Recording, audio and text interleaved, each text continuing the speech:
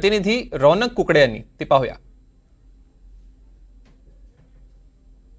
बार्बाडोसच्या धर्तीवर तिरंगा फहरवल्यानंतर आता टीम इंडिया पहिल्यांदा मुंबईत दाखल होते आणि भव्य स्वागतची तयारी जी आहे ती मुंबईमध्ये करण्यात आलेली आहे। आणि मुख्यतः MCA कडनं काय काय तयारी करण्यात आलेली आहे आपल्यासोबत बोलण्यासाठी MCAचे सेक्रेटरी अजिंक्य नाईक आहे।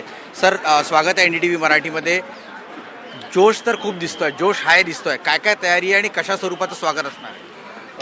आज आम्हाला एक BCCIने चांगली अपॉर्च्युनिटी दिली आहे की इंडियन टीमला होस्ट करण्यासाठी, तर खास करून त्यांचा आम्ही धन्यवाद करू माननीय जयश्री शहाजींचं। आणि तयारी म्हणजे NCPAवरनं ही जी मिरवणूक सुरू होईल ती वानखेडे स्टेडियमवर येईल। वानखेडे स्टेडियमवर आम्ही प्रेक्षकांसाठी मोफत एंट्री ठेवली आहे। 4 वाजल्यापासून गेट ओपन केले जातील। 2 नंबर, 3 नंबर आणि 4 number gate plus university gate हे ओपन केले जातील, जेणेकरून फर्स्ट कम फर्स्ट प्रेफरन्सवर आम्ही त्यांना आतमध्ये अकोमोडेट करू शकतो। आणि जी मिरवणूक आहे ही संध्याकाळी 5 वाजल्यापासून NCPA पासून ती वानखेडे स्टेडियमवर सुरू होईल। पण मुख्यतः जर आपण बघितलं तर कोणाकोणाला इन्व्हाइट केलेलं आहे, म्हणजे इथे टीम इंडियाचं स्वागत करण्यासाठी काही VIP मंडळी पण इथे असणार आहेत?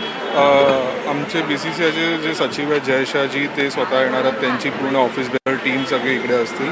आणि खास करून आजचं जे अट्रॅक्शन आहे इंडिया टीमला स्वागत करण्यासाठी मुंबई आणि मुंबईकर येतील इकडे आणि मुंबईच्या आजूबाजूच्या शहरांमधली लोक येतील।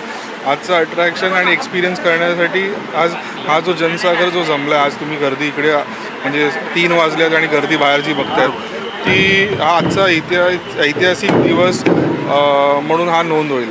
आणि मुख्यतः जर आपण बघितलं तर वानखेडे स्टेडियम आणि टीम इंडियाचं एक वेगळं नातं राहिलेलं आहे। 2011मध्ये या स्टेडियममध्ये वर्ल्ड कप जे आहे ते टीम इंडियाने जिंकलं होतं। परत एकदा हा जोश हाय आहे। आणि मुख्यतः जर आपण बघितलं तर आतमध्ये वानखेडे स्टेडियममध्ये काय काय होणार आहे जेव्हा टीम इंडिया इथे येईल, तर नेमकं कार्यक्रम कसा होणार आहे? हा कार्यक्रम मी तुम्हाला म्हणजे सजेस्ट करेन की तुम्ही हा एक्सपिरियन्स करा। आता त्या कार्यक्रमाचं स्वरूप सांगण्यापेक्षा तुम्ही एक्सपिरियन्स करून TV वर बघू शकतात किंवा जगभरात हा कार्यक्रम TV वर बघू शकतात आणि इकडे जे प्रेक्षक उपस्थित असतील हा एक्सपिरियन्स करतात। तुम्ही काही परफॉर्मन्स वगैरे असणार आहे? नाही, BCCI ॲक्च्युली इंडिया टीमला फेलिसिटेट करणार आहे।